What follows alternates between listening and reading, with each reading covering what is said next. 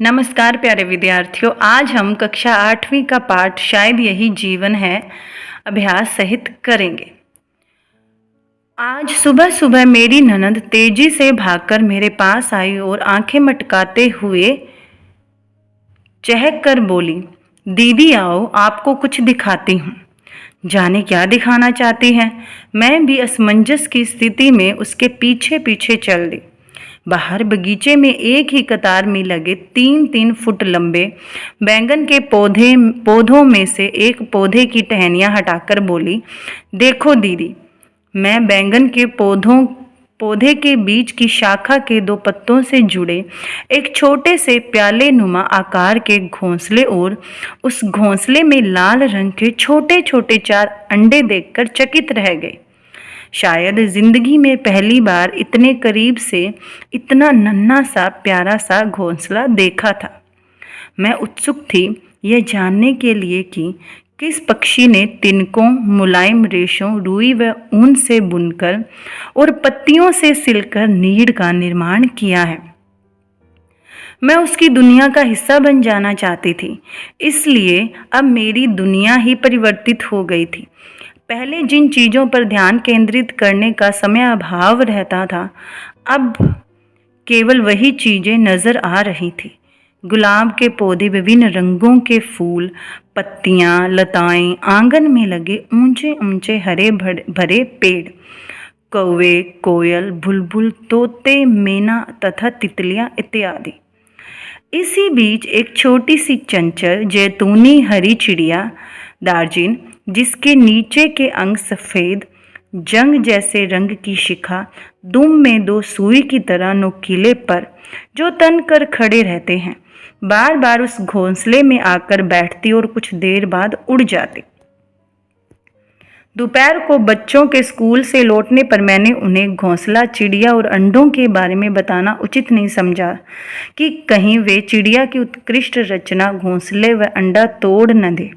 किंतु बाद में मैंने सोचा कि बच्चों को भी तो पक्षी जगत से परिचित होना चाहिए, इसीलिए मैंने उन्हें पौधे की शाखाएं हटाकर घोंसला व अंडे दिखा दिए तथा उन्हें घोंसले को हाथ न लगाने की हिदायत भी दी। बच्चे भी अब मेरी तरह प्रतीक्षा करने लगे कि अंडे में से बच्चे कब निकलेंगे। साथ ही साथ घोंसले में चिड़िया के आगमन और उड़ान पर भी वह निगरानी रखने लगे। करीब 10-11 दिन तक यह सिलसिला चलता रहा। मामूली सी अनजान चिड़िया अब हमारी परिचिता बन गई थी। अनेक चिड़ियाओं को फुदकता देखकर हम अपनी चिड़िया पहचान लेते थे।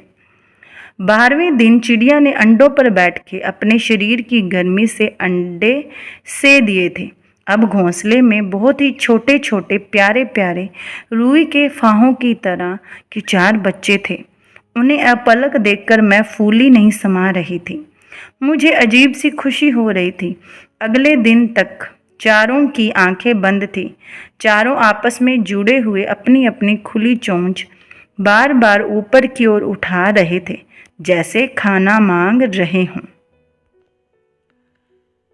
3-4 दिन तक मैं लगातार उन्हें निहारती रही। वे हर समय अपनी खुली चोंच भोजन के लिए ऊपर ही किए रहते। चिड़िया माँ बार बार उड़कर जाती, चोंच में छोटे छोटे कीड़े मकोड़े व मच्छर लाकर बच्चों के मुंह में डाल जाती। चिड़िया किसी को सामने पाकर सीधा आकर घोंसले पे न बैठती, सबसे नीचे की शाखा पर फुदकते हुए अन्य शाखाओं से होती हुई घोंसले के पास जा बैठती। रात को दबे पांव जाकर घोंसले में बच्चों को चिड़िया के साथ निश्चिंत सोया देखकर मैं भी निश्चिंत होकर सो जाती। एक दिन दोपहर को मैंने घोंसला देखा तो दिल धक से रह गया।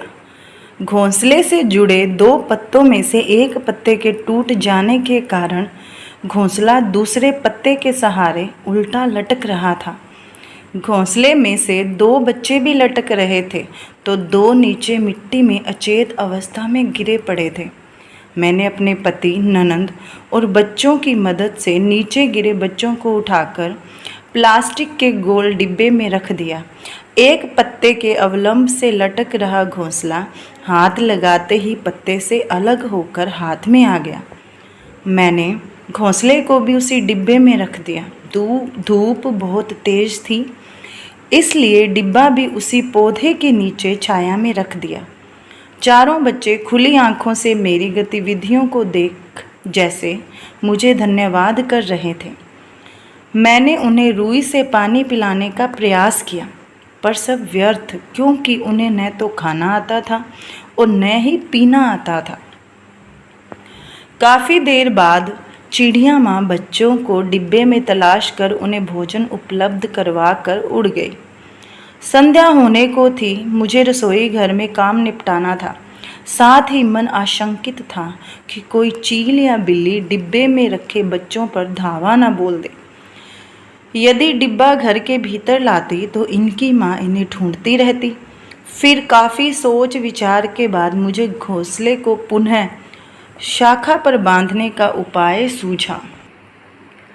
अब मैंने 2 बच्चों को भी घोंसले में डालकर घोंसला उसी पौधे की सबसे नीची डाली पर एक पतली सी रस्सी से बांध दिया, ताकि मैं रसोई घर से उन पर निगरानी रख सकूं। पास के पौधे के पीछे छिपकर बैठी बिल्ली को देखकर मैं घबरा गई। मैंने बिल्ली को तो भगा दिया, किंतु उसका भय अभी भी टला नहीं था।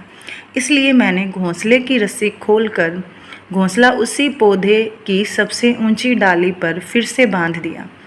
अब बच्चे सरल ध्वनियों में मानो पुनः मेरा शुक्रिया कर रहे थे और केवल दर्शक बने रहने व घोंसले से बाहर न फुदकने का वादा भी। आज मैं स्वयं को शौक किया पक्षी दर्शक से बढ़कर कुशल पक्षी विशेषज्ञ अनुभव कर रही थी, और जैसे अब पक्षियों से आत्मीय संबंध स्थापित कर उनकी अंतरंग बातें भी समझने लगी थी। सांझ हो गई। चिड़िया माँ काफ़ी देर से इधर उधर मंडरा कर घोंसला ढूंढ रही थी। बच्चों ने घोंसले से मुंह बाहर निकालकर छीं छीं कर माँ से संपर्क स्थापित कर लिया। अब घंटा भर चिड़िया माँ द्वारा आहार ला लाकर बच्चों को खिलाने का क्रम जारी रहा। रात्रि में चिड़िया और बच्चे बिल्ली से सुरक्षित गहरी नींद में थे। सुबह सूर्योदय से पहले ही मैंने घोंसले में झांका तो पाया कि चिड़िया माँ घोंसले में नहीं थी। 3 बच्चे पंख फड़फड़ाकर फुर फुर उड़ने की सूचना दे रहे थे। दोपहर तक तीनों बच्चे उड़ भी गए थे, मुक्त जीवन जीने के लिए। अब घोंसले में केवल एक ही बच्चा रह गया था।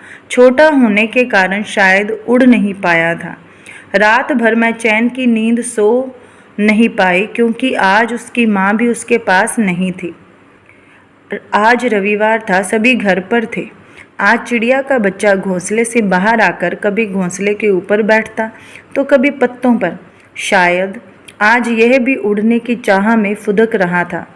इसी बीच उसकी माँ को उसके पास बैठा देख मन गदगद हो गया। मैंने कैमरे से चिड़िया के बच्चे के बहुत से चित्र लिए।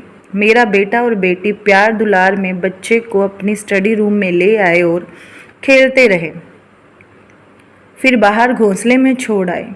अब हम सभी अपने अपने कार्यों में व्यस्त हो गए। 2 घंटे बाद घोंसला खाली था। बच्चा उड़ गया था स्वच्छंद जीवन की चाह में। मैं बहुत उदास थी। तभी मेरे हाथ का स्पर्श करते हुए मेरी बेटी बोली, माँ कोई बात नहीं, वे चिड़िया का बच्चा उड़ गया तो क्या, मैं हूँ ना आपकी नन्ही सी चिड़िया आपके पास। मैं उसकी ओर देख रही थी और सोच रही थी, सचमुच ये चिड़िया ही तो है। यह भी एक दिन उस चिड़िया की तरह उड़ जाएगी, मुक्त जीवन की चाह में। जीवन की परिवर्तनशीलता को समझने का यही मूल मंत्र है। शायद यही जीवन है। अब है पाठ का अभ्यास।